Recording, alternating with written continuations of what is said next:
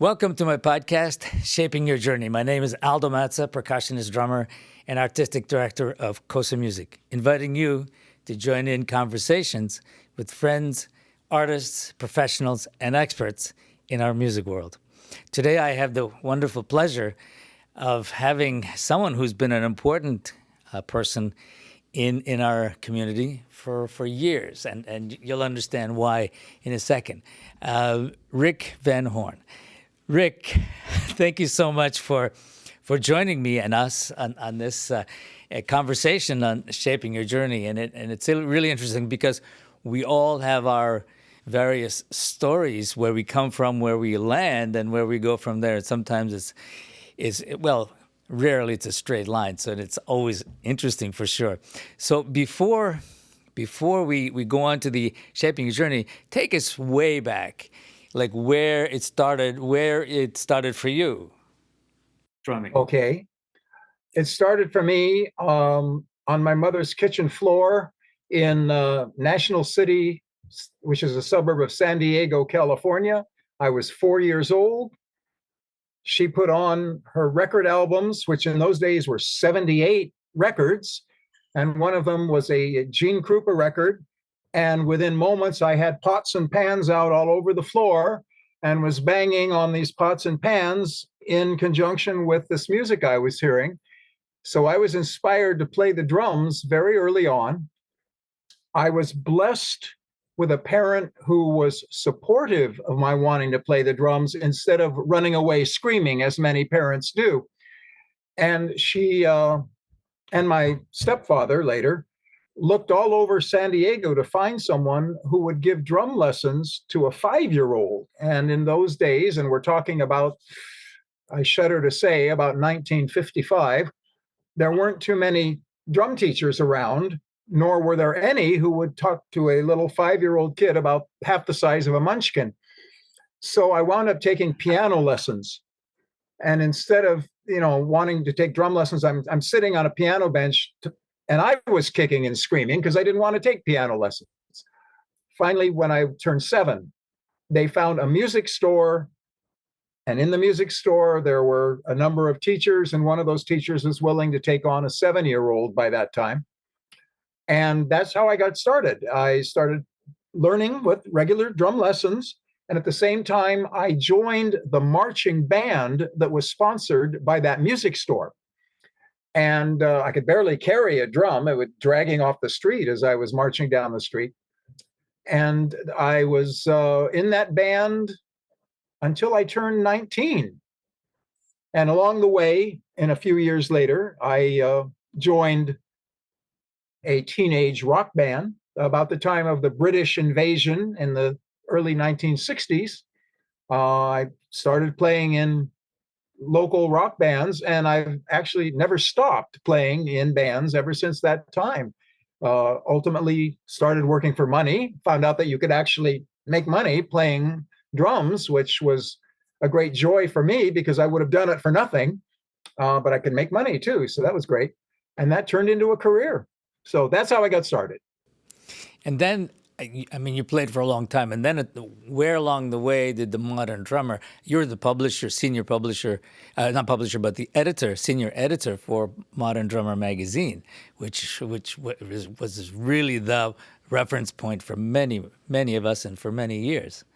Where did that happen? Okay. Well, by that time, I was an adult. I was working full-time as a playing musician in clubs in San Diego. And I was reading Modern Drummer magazine, which was founded in 1977 by Ron Spagnardi, bless his soul. Yes, and great man. I was reading the magazine while I was playing full-time. I was doing 6 nights a week in a club in San Diego. And I noticed, I enjoyed the magazine a lot, but I noticed that they had articles written for rock drummers and for big band drummers and for jazz drummers by notable rock, big band, and jazz drum stars. But they didn't have anything for what I call the blue collar musician. This guy like me who was just working locally 6 nights a week in a club band. So I put together 3 or 4 columns and I submitted them totally unsolicited. And I just said, this is what I do, and I've got some ideas. They liked them. They said, send us more. So I wrote more as I was working. I was just writing about what I was doing. It had nothing to do with how to play the drums. It had to do with how to maybe make your life a little easier as a working drummer. Lots of advice on picking equipment, on dealing with hecklers in a club. I mean, a wide range of things. And they kept saying, hey, we like these, send us more, send us more. And finally they said, look, this is a column that's yours for as long as you want to write it. Ultimately, that turned into about 9 years of writing that column. But after about a year and a half, I think perhaps 2 years, the club band I was in San Diego retired. They'd been on that gig for 11 some years. I'd been with them about 4.5, and they retired. I was looking for a new gig. And through networking with some friends, I found a new gig, but it was in Waikiki, Hawaii. So I had to uproot my family, move from San Diego to Hawaii, and started playing 5 nights a week in a very successful club in Waikiki. Great gig. I'm living in Hawaii. This is paradise, you know. And after about 9 months, I got a phone call from Rick Mattingly, who was in those days the senior editor at Modern Drummer magazine. I had never spoken with him before. I'd never spoken with anybody there. I had dealt with them through the mail. That's how long ago this was. Before the internet, before email, I had dealt with them through the mail. I'd type my column up on a typewriter and send it off. So Rick Mattingly called me one morning to say, the editor on our staff who is responsible for the columns is leaving. We like the way you write your column. We think you have a good feel for it. How would you feel about becoming an editor for Modern Drummer magazine? And first off, I was stunned and very flattered. And I said, well, you know, I have to think about this. I'm in Hawaii now, you know, Right. I have a gig. What exactly would it entail other than obviously editing the columns, which you told me about?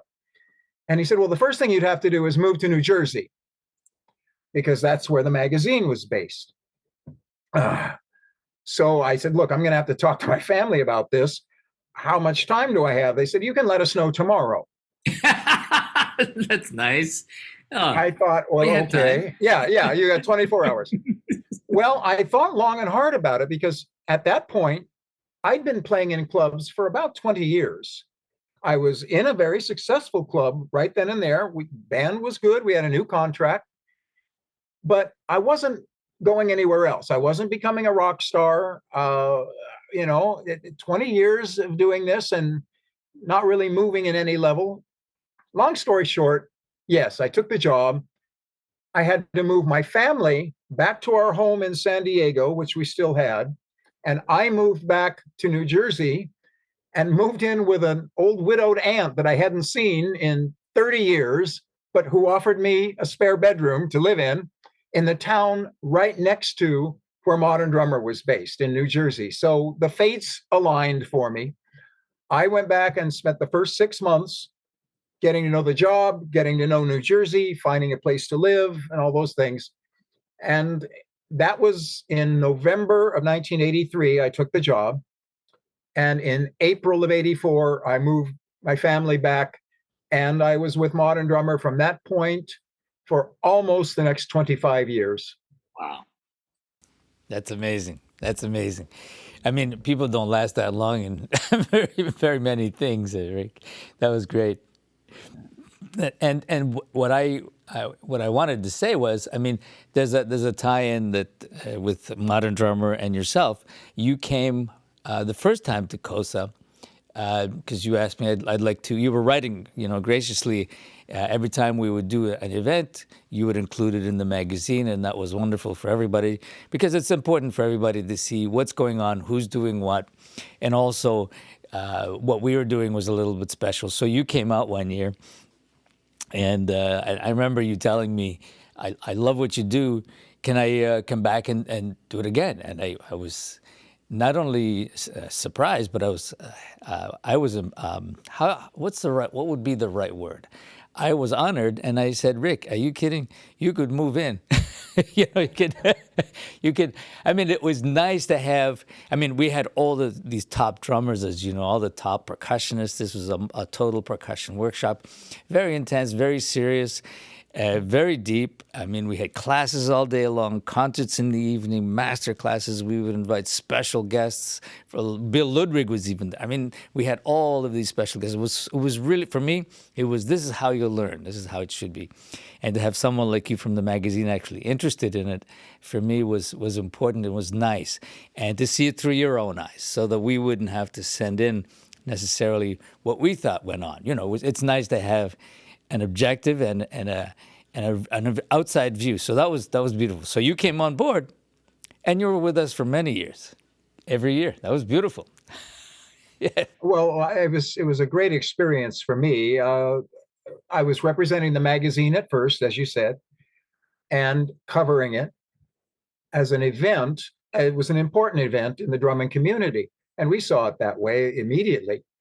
And then to be able to take part as an instructor was just wonderful for me. I learned as much as I taught, I think, and it was great fun as well. There was a terrific sense of community among the Cosa participants, and I gained a little bit of extra notoriety and a certain amount of self gratification on doing it. I got a chance to bring in my monster drum kit, which I couldn't use anyplace else. And it was a terrific fun. I miss it terribly. I'd love to be able to come back and do it again. But before you go on, I have to say something about your monstrous kit. I mean, if anybody hasn't seen, you can go back to the Modern Drummer photos or Cosa photos that we've published in the past. And it's funny because our techs used to have a name for your kit. And they would call, remember Reg would call everyone, where everybody's on their phones and say, okay, Rick Van Horn's coming up with his, what did he call it? Well, I called it the Mad Scientist Laboratory. Because I was able to use it for a great deal of sonic experimentation, and also to use it as a laboratory to explore ideas. And when I had the students in my classes, I didn't just play the kit. In fact, I played it as little as possible in the classes, but I got them on it, and some of them were overwhelmed and a bit intimidated, and others just took it as an opportunity to just go batshit crazy. And the whole idea of it was to explore not only sonic possibilities and the opportunity to play on all this stuff, but also to understand how it was set up, why it was set up the way it was, why every single piece on the kit was in the position it was for a reason, and how comfortable it was to play what looked to be a very massive assemblage of percussion instruments, and yet easy to reach and easy to work on and easy to perform with, and why that was. And that was one of the things that was kind of a bedrock principle of what I was teaching in those days, was the ergonomics and personal comfort of the drummer behind the kit as being so important to being able to not only perform at a given time and place, but to perpetuate a career. Because I've known, sadly, many drummers who, for one reason or another, develop physical issues and ailments and injuries, which could largely be attributed to how they played their drums and how their drum kits were set up. So in an effort to avoid that for myself and to give that information to others and save them from that, we talked a great deal about that. And here was a perfect illustration, this massive thing that was easy to play on and comfortable and didn't hurt you. So that was part of the reason. Yeah, and by the way, what our people, our Reg and all the tech crew would call it, is the Rickmobile. Which, Well, I'll take it. I'll take it. yeah, Back yeah, in the days of the Modern Drummer Festival, when we were dealing with great artists and their equipment coming in, of course, Terry Bozio showed up with his of course. incredibly large assembly, which was instantly dubbed by our tech crew as the SS Bozio. And Yes. and that name remained on his kit and got out into the industry, and that's what everybody started calling Sure. it. So No, we had Terry at Cosa as well, and that was another one because he needed 3 hours to set up, and we weren't counting the unloading and loading afterwards. But yeah, when Terry came to Cosa, that was special. But with you, it was like looking forward to it. It became a regular thing. So, they had to make the space, the physical space, for you to set it up. But then everything had to stop for a couple of hours so that we could take care of Rick and setting up. But everybody looked forward to it. That was nice. Yeah.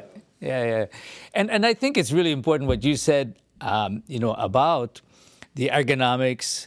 It's one thing learning to play, the whole academic, the whole technical aspect of drumming, musical. But there's also the ergonomic, which I think a lot of people really appreciated what you offered at that time. And you have a book, right? You wrote a book. Yes. The Working Drummer, something like The that. working group, right? Yeah. Yeah, I have a few copies of that. Yeah. No, it's important. I think for us to learn in 360, to learn all aspects of this, including the business part, including just to be a good person, a reliable person, all of it. Because it all matters, as you know. Well, I've always maintained that as drummers, we are about 50% musicians and 50% mechanics. And when I say mechanics, that's not just the mechanics of drumming, which that's a whole other discussion to talk about, the physical workings of your body and all of that. But literally, we are involved with so much more equipment than almost any other instrumentalist at all. I mean, a horn player picks up his horn and walks out, or a guitar player, I grant you, might have a pedal board and maybe an amplifier or two, might even carry more than one guitar, but they're essentially a fairly simple instrument to deal with, whereas the drum set is the only instrument in the pantheon of music that has to be literally built around the person playing it. We talked about my big kit, Terry Bozio's big kit. It doesn't have to be a big kit. Big, small, it doesn't matter. It's entirely possible that you or I might go into a club or onto another stage somewhere with another drummer who is built physically different from the way we are and absolutely not be able to play that person's drum kit. Yep. Just not be able to do it. My favorite story about that was a million years ago when the late, great Larry London was at a NAMM show in a demo booth with his drum kit doing demos for Pearl Drum Company. He was endorsing at the time. And he had a set of his double bass drums with two drum workshop pedals, as it turned out, DW pedals, that he had specially customized with double springs, and the beater folded completely back over the top of his foot. And he invited me to come in and sit down and play his drum kit. And I sat down and I put my feet on the pedals and I pressed down on the pedals, and they didn't go down. I went up. It was like stepping on a concrete floor. He was a much heavier guy, though. I could no more move those pedals than I could have bicycled to the moon. But that was a perfect example of how somebody did something that was right for them and totally impossible for somebody else. I know, you're right. Yeah. I mean, I had that experience. I mean, I could think of a few instances. The one that was really funny for me was Neil Peart. I mean, I had known Neil. He and I were really good friends. And one time he came to Montreal. No, it was actually in the studio when they're recording one of the albums. He said, "This is my new setup. Why don't you try it?" And he was a big guy, and here's me trying to reach. I couldn't even reach half the drums. I mean, so we both had a really good laugh. you and I are both fairly diminutive individuals. And I had the same situation in that club in Hawaii. We played 5 nights a week, and then there was another band that played on our off nights. And I invited the other drummer to just use my kit so we didn't have to move anything. And he came in, he was about 6'8". And his problem was, he said it was like playing on a toy kit for him. Everything was too close and too small, and he wanted to rearrange everything. And I finally said, look, I'll just break my kit down on Friday night, and you can come in and play Saturday and Sunday, knock yourself out, bring your own kit in, do whatever you want. It wasn't worth it to us to try to rearrange things. No, of course. I want to get to another really important one too. Is you were, and I remember this really well because I used to go to the Modern Drummer Festival almost every year for many years, and you were the one behind organizing, setting the whole thing up, and that was a really incredible festival. And I used to watch you work from backstage, the whole organization, all the people there. That was another brotherhood. And everyone, all of us really look forward to that one. And I would watch you and Crystal in the back watching, because when Yolanda and I would be working at Cosa, we'd be doing, of course we have teams of people and stuff, but the coordination and the mental and getting people in the right places and making sure people there. So watching you in the back was always fun because I was mentally following. Oh yeah, there it is. That was one of the pleasures that Crystal and I, and we should mention Crystal is my wife. Yes. And Crystal has been with me, well, we've been married 52 years. But she was with me through all of the Modern Drummer festivals as the stage manager. I was the production manager and the floor manager on stage. She was in the back making sure everything worked. So when she came to Cosa with me, she and I both enjoyed the fact that we weren't having to run things, that you guys were. So we could sit back and say, oh yeah, I know what problems they're going through, and they can just go through them. Right. Obviously, if we had been asked for help, we would have joined in, but you guys had it pretty well put together. So, but yeah, the Modern Drummer festivals were a challenge, and I'm very proud of what we accomplished. I was the production manager for 18 of the 20 some years that they did it. They did 2 after I left the magazine, and then they ceased to do them after that point. I have to bring it back a little bit. Ron Spagnardi, who in Italian is Spagnardi, but that's exactly how I pronounced his name to him. You have to understand, when I was hired for my job, I walked in the first day never having met or spoken to the man, and walked in shaking his hands. Hi, I'm your new editor. And the first thing I said was, it's a pleasure to meet you, Mr. Spagnardi. I thought I was being polite in pronouncing his name correctly. And he looked at me and said, it's Spagnardi. Yes. Okay. Well, that's what happened. The second generation, third generation, then they forget, and then they have to adapt. You know how that works. Oh, yeah. But he was a visionary. He was brilliant in doing that. And, I remember that I said, this is the way to run a festival. And then they had the reception after where everybody got to know each other and they would celebrate what a great thing was.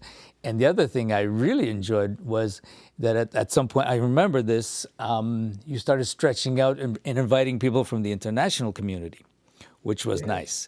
I remember a friend of mine from Italy, what was his name? It's not coming to me now. I see him regularly when I go to Italy. But, all of these people from the international community being part of the international drum community so that we're not, just looking at ourselves here. So I thought that was beautiful. So congrats on that. Well, we, at one point in time, we instituted in the magazine a contest, basically, for up and coming drummers. And we had an American division and we had an international division, and people would send in videos of themselves playing, and we would honor them in the magazine as saying this person is a, and then it occurred to us, well, why don't we invite them to come in and do just a few minutes of performing as to open each day's festival. So the US guy would open one day and the international guy would open the other. And I mean, we had Gustavo Melli from Argentina, who now runs his own drum festival and has for many years. The young man from, and I just spoke to him. Vera Figueroa put me back in touch with him. And why can't I think of his name? It'll come to me. And he was like 12 or 13 years old at the time, and he came in and just floored everybody. And the fact that his name is escaping me is very embarrassing. Gustavo and that young man and Vera and I did a Zoom meeting a couple of years ago, and it was just wonderful. That Casa Grande, Eloy Casagrande. Just like I remember him. Yes. Oh, but we also had American progenies. We had Tony Royster Jr. when he was 11 years old. Yeah. And he came in and played Tony Williams for everybody. And then he played his own stuff. And I think he did 20 minutes. And jaws were hitting the floor looking at this 11-year-old kid saying he hasn't been alive long enough to be this good. And, it was what was really funny from a very, very personal point of view. Nice kid. His father was former military, a musician himself, very, very straight. The kid had been brought up right. Well, he and my then 10-year-old son, who was helping me as my gopher at the festival, when they weren't doing drum-related things, were running all over the theater together, playing like 10 and 11-year-old kids. And it was so gracious. And my son now, who has just turned 40, remembers those days very vividly. Yes. And remembers Tony Royster and running around. Yeah, Colin helped me at the festivals from the time he was 8 years old until they stopped. So yeah, nice. And then since you left Modern Drummer, now I remember you started working with Jay and the Americans at that very well-known group, and you're still with them, right? I am, yes. How did that come about? Did you know them before, or? This is a classic example of something that I used to talk about in my classes when it came to the business aspect of music. As you mentioned, it's a business too. Even while I was still at Modern Drummer, for Ron's 60th birthday, his wife, Isabel, surprised him we had a party at a big catering facility, had a big dinner in one room in this place. And unbeknownst to him, in the other big ballroom, she brought in a group called the Duprees. These were a 50s and 60s doo-wop act that Ron just adored. And she brought them in live to perform for him for his birthday. Knocked everybody out. Well, as will happen, their drummer and I, on a break, got to chatting. He had come to the festival. He knew my name. He knew of the magazine, of course. We talked about it. And I said, look, I love this music. I love playing this kind of music. If you ever should need a sub for any reason, give me a call, would you? And he said, oh, sure, fine. Well, 6 months later, he did. He needed a time off. So he sent me the group's CDs and some charts and things. And I went with no rehearsal and sat down and subbed and played a show for them. And through that, got to meet their musical director. His name is Mark Barron. Right now, he's still a very famous guy on the touring oldies group scene as a musical director. So I got to meet him. And I subbed for the Duprees off and on for the next 5 years. And through that subbing, met other musicians. Mark hired me to play for some other acts. One thing led to another. I come to the time when I left Modern Drummer, which was in February of 2008. And I started calling around to all of these other musicians that I had met saying, look, I'm looking for work. I'm looking for more playing jobs. And it was only a couple of months later that a gentleman with whom I had subbed several times called me. He said, I'm the new piano player and musical director for Jay and the Americans. This is a group from the 60s and early 70s, broke up in the late 70s. They have, some of the members have decided to reform the group. They're back on tour. They've been together now for about a year, and their drummer is leaving. They need a new drummer. Would you be interested in auditioning? Absolutely. So I went out. I knew Jay and the Americans. I went out, auditioned for them, played 4 or 5 of their tunes, little drum solo for a few bars. Thank you very much. We'll let you know. Typical audition. Well, I'm walking out, and one of the members of the group stopped me.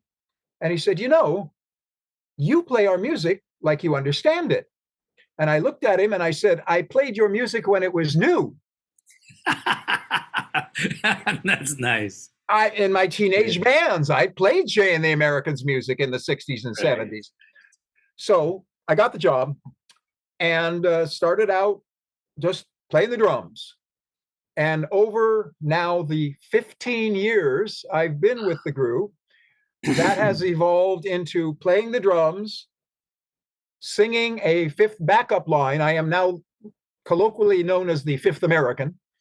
So I sing parts with the group, and I'm also the road manager.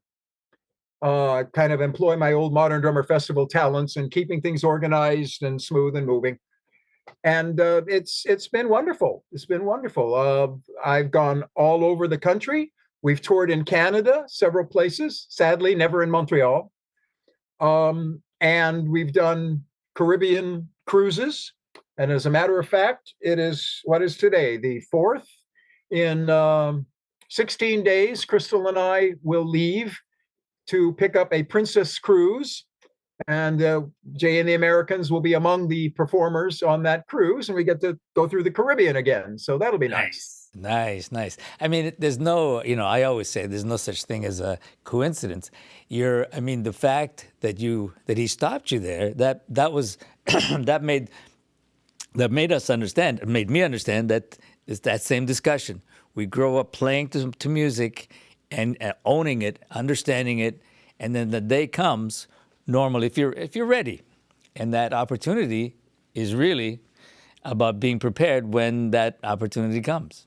There's never a coincidence. Oh, no. And the thing about that, Aldo, is one never knows what that opportunity will be. So I've always maintained you'd better be ready and capable to play anything. You asked about how I got started as a drummer, and then we would jump to Modern Drummer. But before I went to Modern Drummer, and from the time I got started as a drummer, we're talking about 20 years. And in those 20 years, I played every conceivable style of music that anybody would pay money to listen to. Top 40 in those days was whatever was on AM radio. And that was a lot of different kinds of music. So we listened to the records and we learned how to play it. I also played in country bands. I played for a year and a half in a polka trio. I've played big band. I have played small group jazz. You name it. About the only thing I've never done is really hardcore Latin. And I neither have the skills nor, frankly, do I have much of any interest. Ethnically, it doesn't really apply to me. Van Horns didn't do too many Latin gigs. But other than that, I have played everything, which has allowed me to play anything and take a job. Oh, you want to come and play a country gig tomorrow? You bet, I'm there. You want to come and play this oldies group with a doo-wop act? No problem. So at that point, I'm capable. I may not be the greatest technician in any one of those styles, but that's because I didn't focus all of my attention on it. And I think that is a problem that some drummers have. I love style X of music, so that's all I'm going to listen to, and that's all I'm going to play. Well, that's great if you can get a gig playing style X music, but Otherwise, you're going to be sitting in your basement for a long time. Yeah, and that happens a lot. Yeah. The other thing that too is in what you've always done, and I think this is a good model, is you've always supported. You've been there. I mean, you supported Cosa, came out, talk about it, share it. We all the modern drummer thing, like everybody came out because it was like the place to see everybody also that you hadn't seen. I remember, as I'm saying this, I remember when Repercussion, once we did this concert in New York on the top of this one hotel. It was a major thing they asked us to do on the rooftop. We did this concert, and you came out to see the group in New York. I remember I just had this flash, and it's nice. I mean, all of us supporting each other, and I mean, you came out. I'm sure you were busy too, but you came out, and people do that when they understand that people should be supported. You're in town. Hey, let's go check out what they're doing. Yeah, it was nice. Yeah, well, it's a community. Drummers, I firmly believe this. People talk about the musical community, and that exists. But drummers as a sub-community are so much more intense and so much closer than I think others are. And maybe it's because, the old jokes of being in the back of the band and being put down and 12 musicians and a drummer, that kind of thing. I think because of that, we're a little more cohesive. In addition to the Modern Drummer Festival, for many years, there were other notable drumming events around the country, and I used to go to almost all of them to cover them as a reporter. One of them was the Thoroughbred Drum Expo in Tampa, Florida. Right. Thoroughbred Music, very big drum store. And I remember them. Yeah. I used to go up. They were kind enough to bring me up to say a few words to the audience and just to say, hello, we're here, Modern Drummer is here. And a point I made back in those days, and I've stuck with it, is that you put 12 drummers together and they call it a festival. You put 12 guitar players together and they call it a gunfight. It's like drummers are like, oh, show me how you do this. Show me how you do this. Guitar players are, oh no. And I love guitar players. I work with many. I have nothing against them, but that it's not the same mindset. It's not the same sense of partnership and sharing and community that we drummers have and enjoy. Yeah, no, and it's nice, and we love to do it. That's the other thing too. I mean, I have a whole hybrid kit that I've been developing over the last 25 years, 30 years, and I did things that were so far ahead of their time. And people would come up and ask, and I would take the time to share, like just get them out of their box thinking, what else you could do in world music and classical. So everything I'd ever known, I put it in one place. Partly, part of that. I mean, I had the good fortune to play with a group of guys who were open to all of that, so I could bring in whatever, and all of us, whatever we wanted. We just had fun with it. And then with Cosa, I gave myself the artistic freedom, and then I would do solo concerts with that. But it was interesting because I was experimenting myself, of course, but also turning people on to the idea that all of these crossbreeding can work, on an amazing level. Well, that going back to my mad scientist laboratory, it wasn't just a lot of drums and cymbals. I had tons of percussion on the thing too, of every description. And I enjoyed the fact that I could experiment with different sonics and acoustic capabilities that on a normal drum set gig would never happen. And so that was part of the fun. And I think the students got the same feeling. They're like, wow, I've never hit a junior conga, or I've never hit a little jingle snare drum from over here. What is this thing? And oh wow, that makes a cool sound. And maybe they went home and bought some of that stuff. I don't know, but they were at least exposed to it. And you did the same thing, and I always admired that. Yeah, no, thank you. And one of the things, I mean, we're always learning for sure. We're always teaching, and I love to teach. I mean, I'm doing it more and more now, even worldwide from wherever I am, not just from here. Because in my travels, I mean, we have a place in Italy now, and I spend time there, and nobody knows where you are, and it doesn't matter because it's just a flight, right? So we could be anywhere and continue doing what we do, influencing and being part of whatever the community happens to physically be around us. And now that, people can, I mean, should connect, and then they do connect on a real level, and then continue connecting this way, as you have. And I mean, even during the pandemic, I mean, we did Cosa right through, in the virtual one. I remember trying to put together. Remember the first one we did in the first year, I was making the rounds of everyone, and not everyone knew how to work with the technology, with Zoom. So I had 3 months of checking in with everybody, making sure that they got the right gear, and setting them up. And I think we were 14 artists at that time in that particular one, a 5-day online intensive. That was crazy, but we did it. Yeah. And then we did another one from Havana, a 2-day intensive, because we couldn't travel to Havana.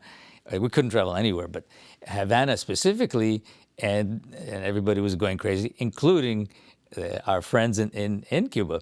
So we did a 2-day intensive from there, live from Havana, but we hosted it here through Cosa.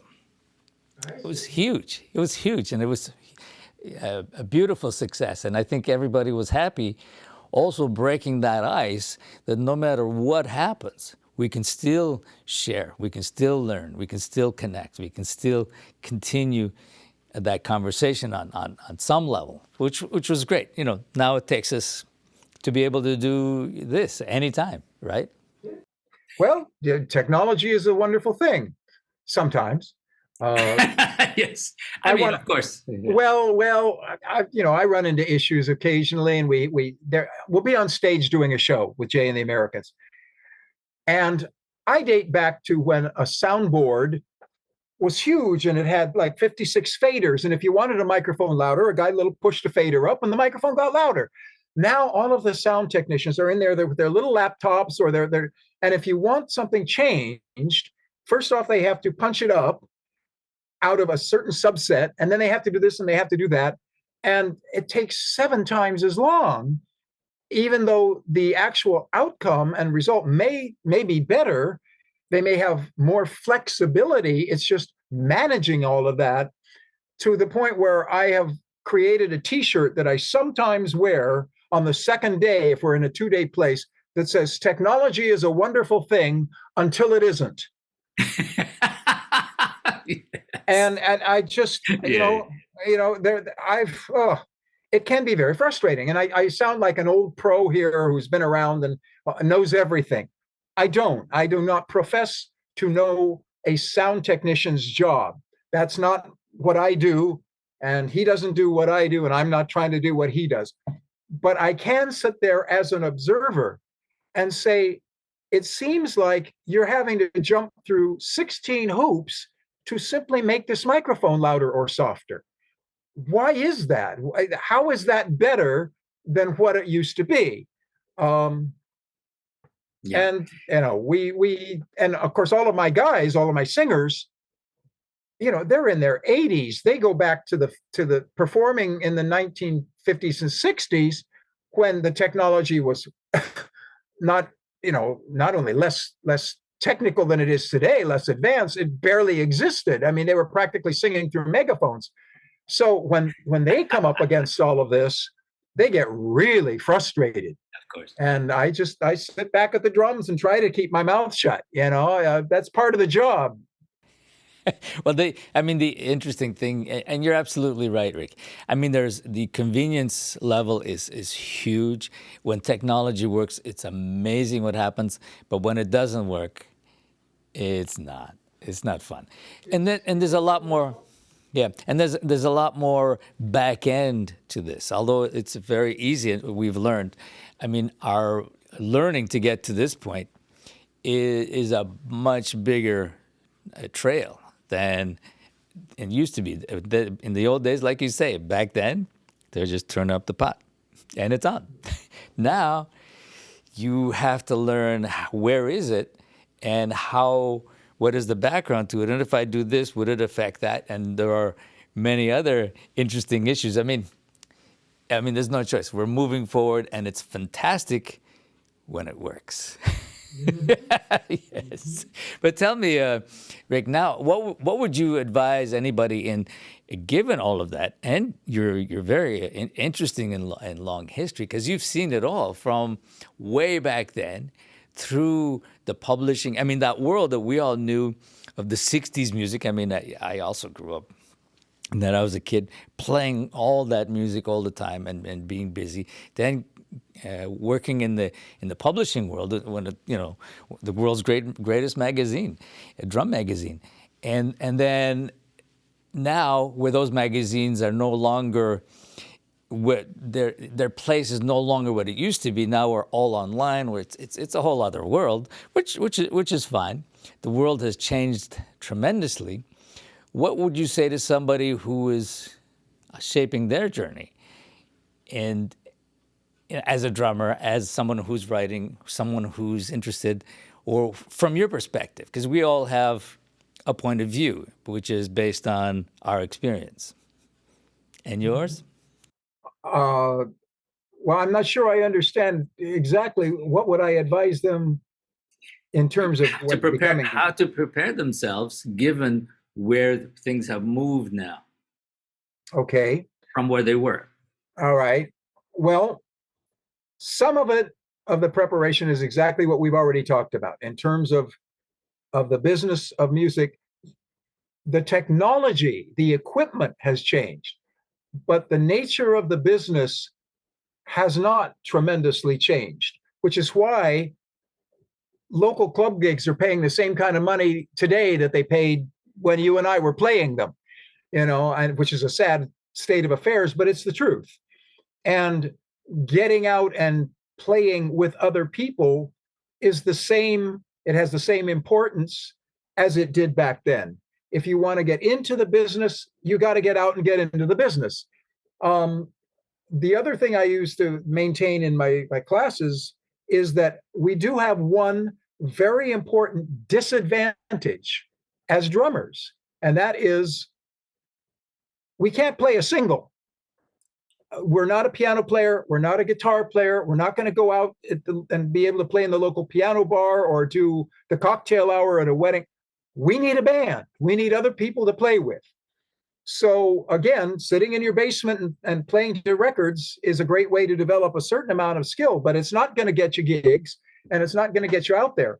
If you have any ambition at all to be a performing drummer, you got to get out there and meet people and perform with them and get that experience under your belt. Maybe you play some gigs that you don't make any money on.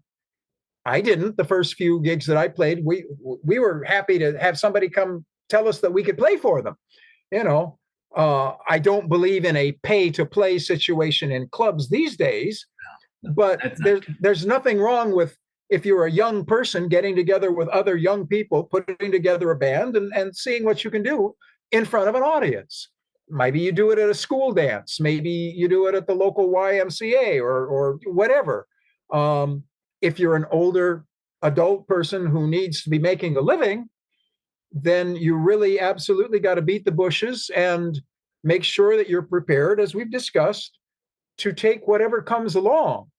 And as far as preparing to do anything other than that, being a drum writer or a teacher, absolutely. Teaching is still a perfectly viable way. In fact, it's more important today than ever, because young people think they can learn to do everything by watching YouTube or downloading somebody's educational video, all of which are fine, but are no substitute for somebody sitting beside you saying, no, that's not right, or you can do this better, or hey, let me show you a different way to do that. That's what teaching is to me, whether it's in a master class or whether it's in a little teaching studio in a music store like I had.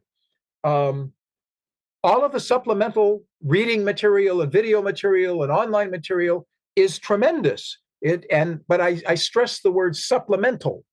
It should supplement what somebody is able to impart to you one-on-one and inspire you. I don't care whether you're watching a Dave Weckl video or a Neil Peart video or Rick Latham or any of the famous teaching drummers along the way who have tremendous videos. Joe Bergamini, I mean, names come flooding into my head.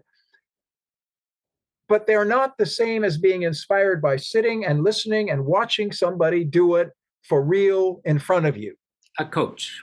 And that's to me, that's the best kind of preparation for anything, is go out and interact with the people who are doing it, get inspired, get information from them, and then go out and look for more. Look for the supplemental by all means, but get started with something real. Yeah, yeah, and having a good coach is really important, and a long-term coach. Yeah, that's a coach meaning a teacher. Yeah. Yes. Yeah, no, you're absolutely right. And what I like to see, and I've known you for a very long time, and I certainly want to thank you for taking the time. But I am really, really enjoying that you're still playing, that you're still out there, you're still making comments. You still, I see you, I run into you sometimes, and you're writing something. So, yes, staying on the track, and it's important that we stay on as long as we can. Right? Well, to the best of my knowledge, Roy Haynes is 95 years old and playing gigs in New York City. Yes. There's no age limit to what we do other than our physical health and structural abilities. So as long as you have the opportunity and the desire, go for it. Why not? Absolutely. Absolutely, and I'm glad you are, Rick. Seriously, it's important for all of us to keep doing what we do for our own sake, mental and physical, but also as guides, as people, as beacons. Sometimes, whether I was speaking to people like Billy Cobham. I mean, he's still playing out there. Yeah. All the people I know are still out there playing it, and no matter what, And then you see Mick Jagger, Paul McCartney, Ringo Starr, who's 82 years old, and I saw him recently, still playing and out there enjoying, having fun, and making the world a better place. And that's what we should all be doing, right? Yep.